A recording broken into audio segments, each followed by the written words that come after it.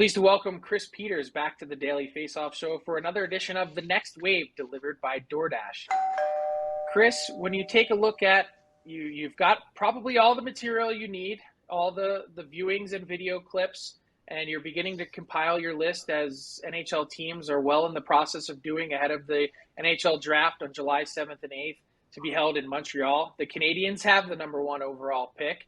And there just seems to be an interesting debate that continues to bubble under the surface here. A lot of people believe, Chris, depending on who you talk to, that Shane Wright is the clear-cut number one pick. But Juraj Slafkovsky had a really interesting Worlds, and Logan Cooley, of course, was in a spot where he had generated some buzz from you at the midseason point. Is this a clear-cut case for Shane Wright, or is it more complicated than that? I think it's growing more complicated as we've gone on, and certainly Juraj Slafkovsky playing in the World Championship made a significant impact in how they've been perceived. That's another instance of him going to an international tournament, just as he did at the Olympics, where he scored 7 goals and was the MVP, and then he was a top-line winger for a Slovakia team that did include a couple of NHL players. And then they ended up making it to the playoff round, and he was a key player. He was averaging over 20 minutes a game of ice time in that tournament. So that's one of the key differences between what Slafkovsky has done internationally and what he has done in Finland playing professionally. You look at his numbers there, they do not look like numbers that a top pick would have. However, he is 6'4", he's about 220 pounds, he's got power elements, he's got skill, he's got an elite shot. All of those things come into play. And I think what we've seen is that his season has progressed in such a way that he's much better now than he was at the start. And so there's a lot of debate not about Shane Wright's ability. Everybody knows that he's good. The issue is, what is his potential and what is his ceiling versus these other two players? You can talk to anybody and they'll say Logan Cooley's got a higher ceiling. Some might say one of the defensemen has a higher ceiling. Some might say Slafkovsky has a higher ceiling.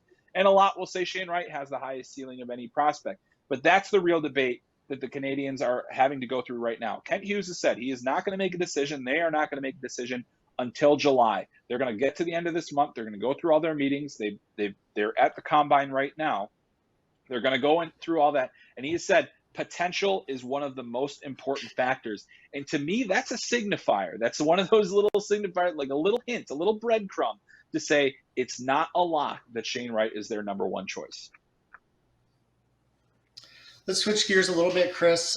June 1st is the deadline under the CBA for teams to sign prospects from the draft 2 years ago if they're not in college, or 4 years ago if they went over and played in Europe. Is there anybody that is not going to be signed today that will raise some eyebrows? And if so, why? And what's the situation with that player? Yeah, the one that's getting pretty interesting is Minnesota's first-round pick from 2018, Philip Johansson. He was drafted in the Paul Fenton era of that team, and he was a controversial first-round pick at the time.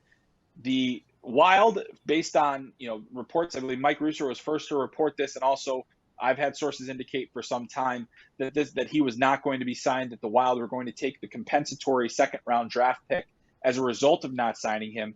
That's the guy that's going to be moving. Now, I'll say that Philip Johansson has shown flashes of NHL potential, but he has very rarely shown anything that would suggest that he should have been a first-round draft pick. I didn't have him ranked in my draft rankings at all the year that he did go in the first round. I did have him as an intriguing late rounder because you could see those little flashes. He was a very smart player, moved pucks well, but the offense wasn't really there, and it hasn't shown up yet. So he's a guy that's kind of floated around the edges of Sweden's national team program and other things like that. He's never really been a guy that's taken charge. And so, in my opinion, the Wild are getting the better deal here by taking the compensatory pick by not signing him and relinquishing his rights. So with that compensatory pick, the Wild will get an extra second-round pick. They will have 2 in this upcoming draft. Chris, as you mentioned, the NHL's, a lot of their front offices, GMs, and scouts are in Buffalo at the moment for the NHL Combine, conducting interviews this week, going to dinner with top prospects. What are you expecting to learn, or what are they expecting to learn, if anything, at this Combine? It feels like there's been less emphasis than ever before on the fitness testing portion, which wraps up on Saturday, and that a lot of this seems to be getting to know the person as opposed to the player. Yeah, without having had the combine the last couple of years, teams are relishing the opportunity to get a face-to-face meeting with these players. Most times you'll have scouts, they'll have their conversations, they'll talk to guys, they'll talk to people around the player, and now they have a chance to go face-to-face in a room with that player and get to know them a little bit better, and also kind of get a sense and a feel for what they're all about. I think, Kent Hughes said yesterday on the Canadiens website that basically, this is a hugely important thing, is to get these meetings. We really want the character of the player, who the person is, the way they answer questions, what makes them tick. All those things are going to be folded into the decision process. So having the combine and having the interview process back really helps. There's 86 players that teams are going to have a chance to meet. Obviously, they're not going to meet with all 86, but a lot of the big players are there and they're able to have those conversations. There are some that won't be there because they're still active. Kevin Korchinski is a projected first-round draft pick. The Seattle Thunderbirds moved on to the WHL finals, so he's not going to be available to be at the combine. But most other players, you're going to have a chance to have that conversation, and that's one of those little key pieces of the whole puzzle, the entire evaluation. Who is this player? What is he about? I mean, and certainly Chris has been in those discussions and those meetings, and that can be a big factor. And really, when we're splitting hairs between picks, especially this year where there's so much of a varying opinion of where everybody is, that interview very well could be that little tiny bit, that extra 1% that pushes a player higher or lower on the draft board.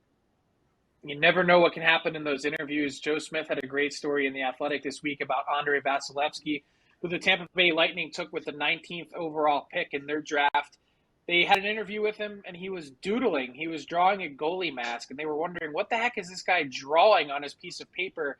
And at the end of the interview, they asked to see it, and it was a goalie mask with a lightning bolt on it. So there you go. He's been a huge shot in the arm for the Tampa Bay Lightning franchise, and, of course, always interesting to see first-round picks being used on a goalie. It's been an interesting trend that I think we may maybe not this year, but we'll probably see continuing as the drafts go on with how important goaltenders are to franchises. Thanks so much to Chris Peters. This has been another edition of the the Next Wave with Chris Peters, delivered by DoorDash. You see the promo codes there at the bottom of your screen. DFODD if you're in Canada, DFODD US if you're in the United States.